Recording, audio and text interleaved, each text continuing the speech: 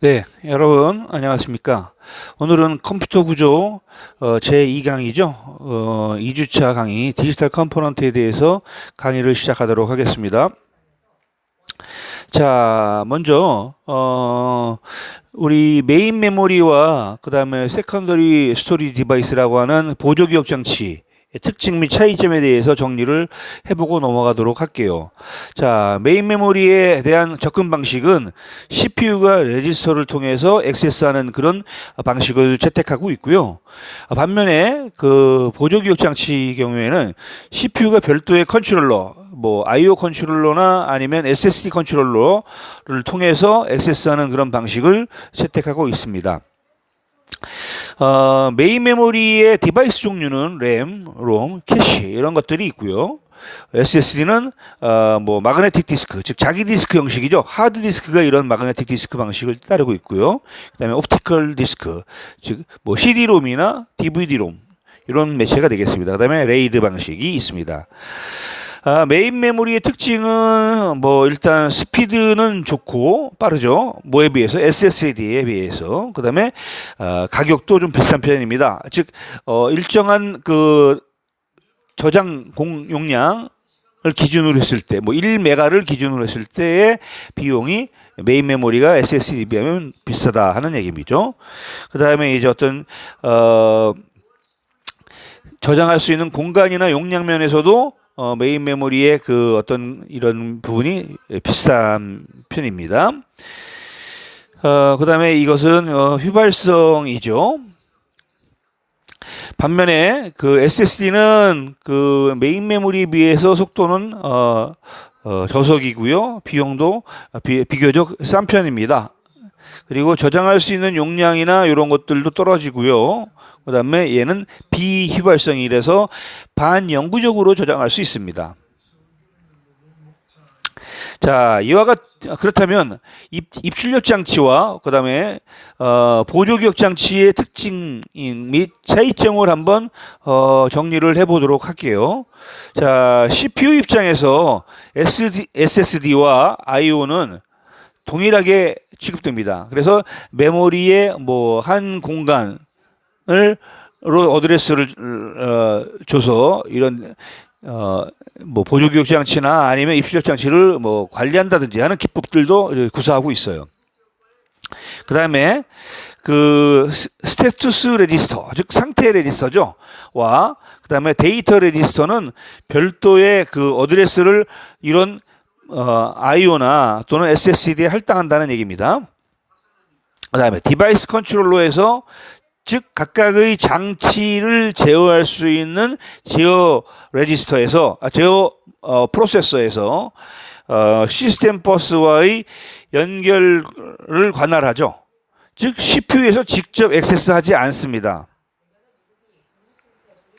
자, 그 다음에 키보드나 프린터 같은 그런 입출력 장치는 바이트 단위로, 즉 8비트 단위로 데이터를 주고받습니다. 반면에 세컨더리 스토리지 디바이스, 즉 하드디스크 같은 경우에는 블록 단위로, 즉 512바이트나 또는 1012, 즉 1K 바이트 같은 바이트 단위로 데이터를 전송합니다. 다시 말씀드리면 I/O는 바이트 단위, 세컨더리 스토리지 디바이스 SSD는 블록 단위로 이렇게 전송을 한다 하는 겁니다. 그리고 SSD는 컨트롤러 내에, 즉 이런 것들을 제어하는 제어기 또는 프로세서죠. 안에 하나의 블록 이상을 임시로 저장할 수 있는 그런 데이터 버퍼를 갖고 있습니다. 포함하고 있습니다. 이렇게 정리하면 여러분들 이해가 잘 되실 거라고 생각해요. 반복해서 여러 번 읽어주시는 것이 도움이 되겠죠. 자, 이번 2장에 대한 본격적인 강의를 진행할게요. 자, 학습 목표는요, 컴퓨터의 하드웨어 장치를 구성하는 전자부품 IC의 종류와 특성을 공부할 겁니다. 그리고 디코더와 인코더의 동작을 이해를 하고요. 그 다음에 멀티플렉서와 디멀티플렉서에 대한 동작 원리도 파악을 하도록 하겠습니다. 이런 것들은 다 조합논리 회로의 일종이죠. 그 다음에 레지스터에 대해서 학습할 거고요.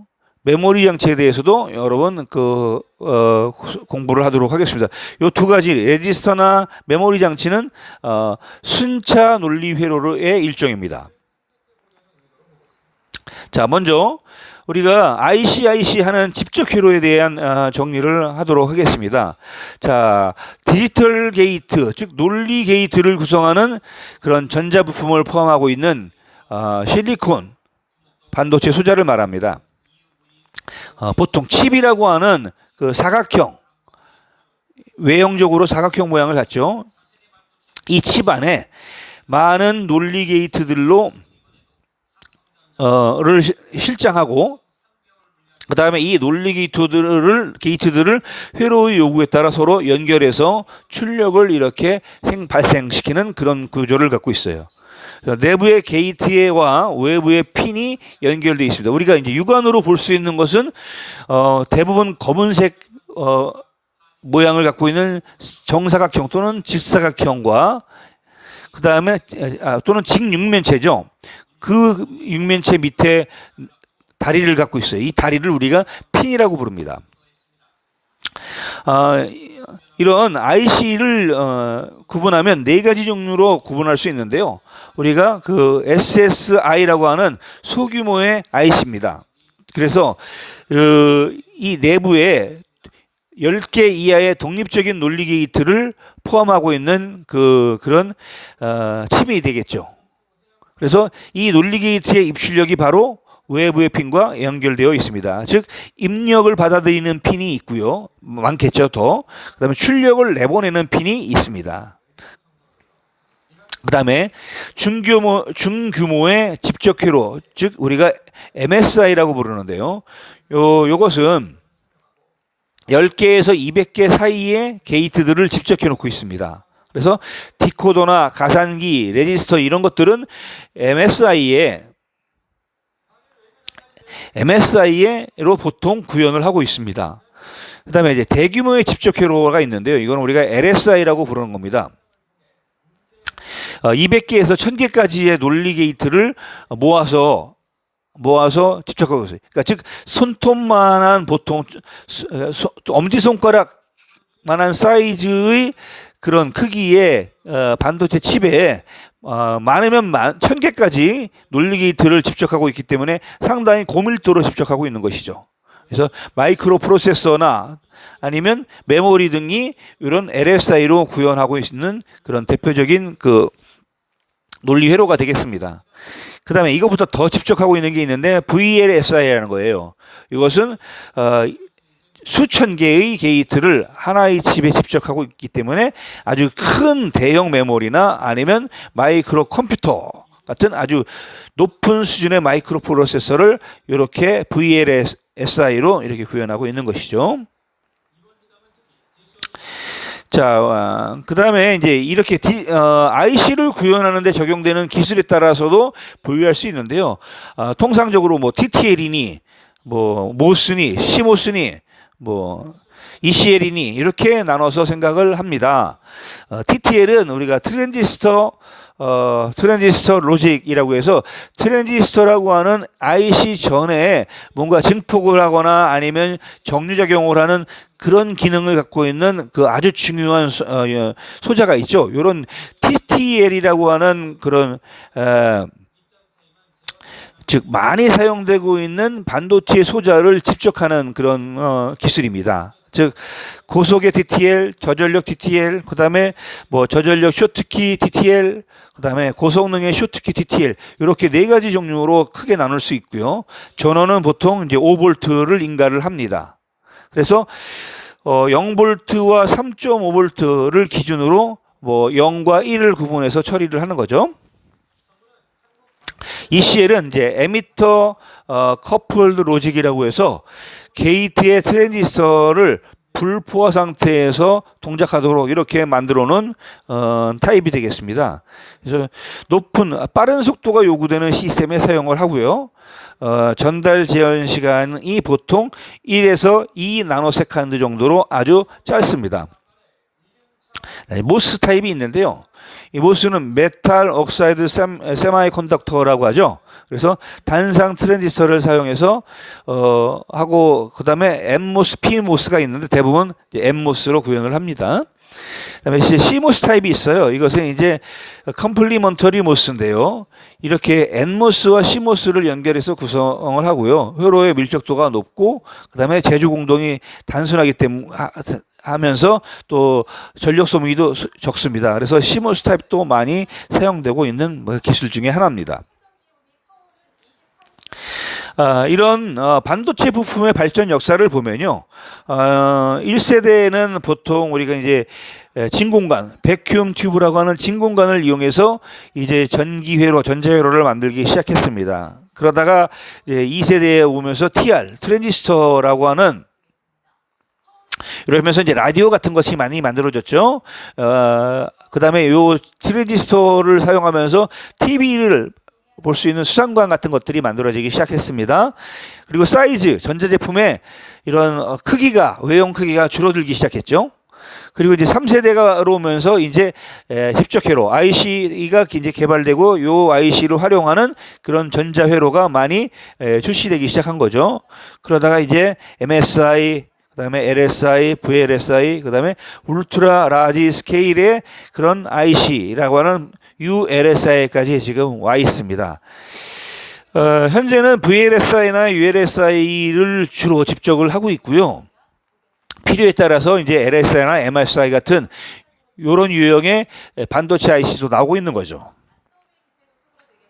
그리고 이제 옵티컬이나 또는 뉴럴 컴퓨터, 즉 뭐 신경망 컴퓨터 기술이나 아니면 광 컴퓨터 기술을 적용해서 이렇게 해서 그다음에 인공지능까지 적용하고 있는 그런 부품들이 출시되고 있다. 이렇게 알고 계시면 되겠습니다. 자, 앞에서 여러 번 나왔는데요. 우리가 디코더 굉장히 중요한 부품이죠. 디코더는 우리말로 하면 번역기입니다. N비트로 코딩된 이진 정보를 최대 2의 N승계의 서로 다른 출력으로 바꿔주는 회로입니다. N개의 입력과 M개의 출력을 갖는데요. 우리가 이런 것을 N/M 디코더라고 부릅니다. 보수화된 형태로 출력을 만드는 것이 더 경제적이기 때문에 보통 뭐 AND 게이트로 구현하지 않고요. 또는 OR 게이트로 구현하지 않고 보수를 시키기 위해서 난드 게이트를 이용해서 디코더를 구성을 합니다.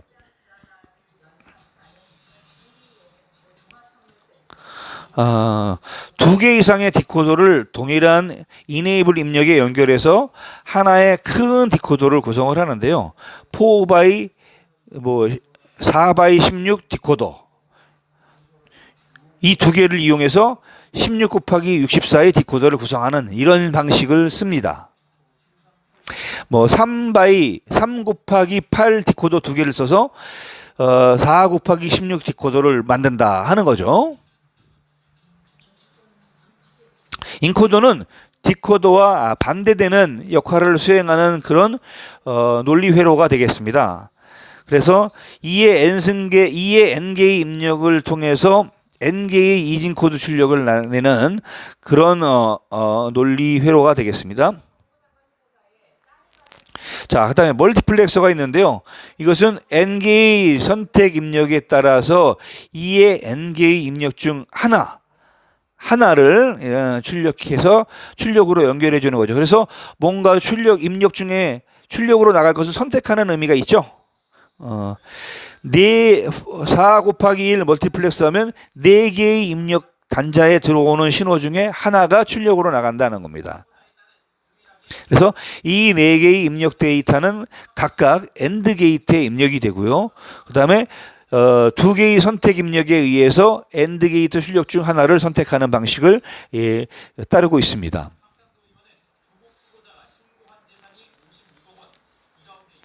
자, 그 다음에 우리가 이제 레지스터 하는데 CPU가 이용하는 임시 기억 장치라고 이렇게 여러분들한테 말씀을 드렸었죠.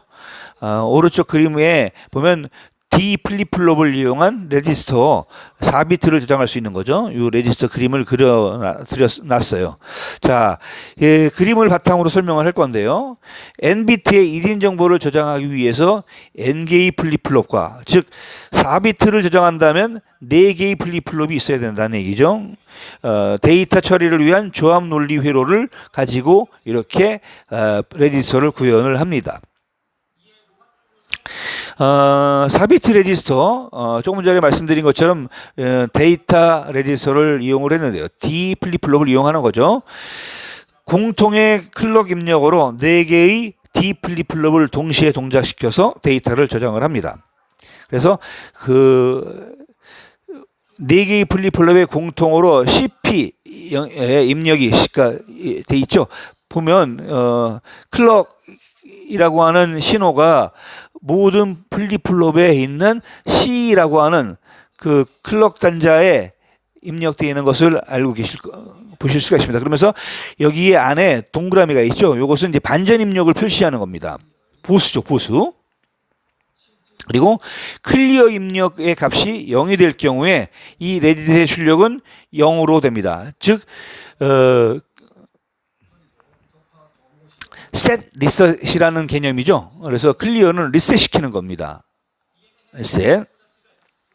그리고 레지스터의 내용이 변경되지 않도록 하려면 클럭 신호를 차단한다. 즉 클럭 신호가 인가됐을 경우에 이 플립플롭에 저장되어 있던 값이 외부로 전송됩니다.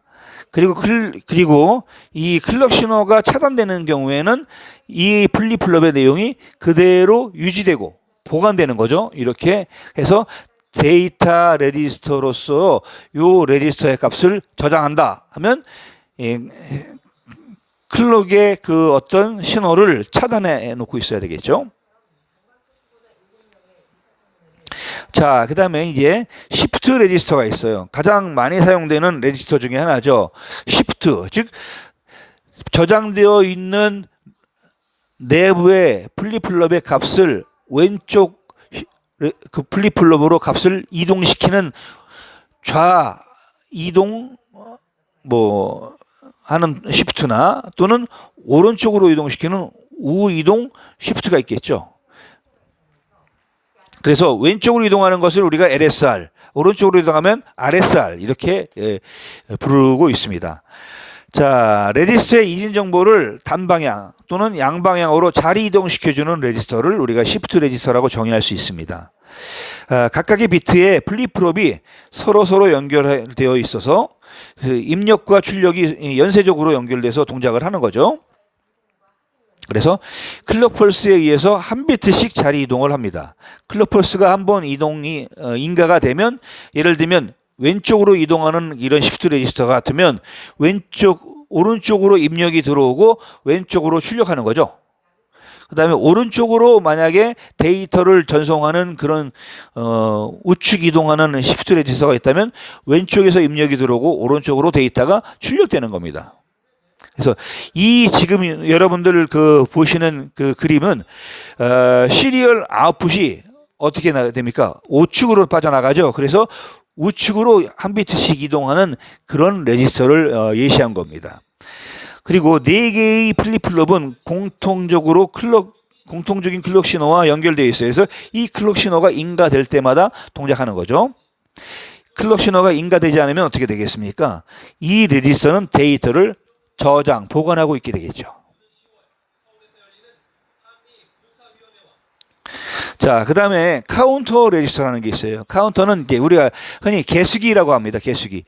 어떤 동작을 실행하는 순서를 이 카운터가 저장하고 있다가 제어에 사용되는, 즉 어떤 실행이나 어떤 장치의 실행 또는 프로그램의 실행을 제어하는 목적으로 이 카운터 레지스터를 갖고 있습니다.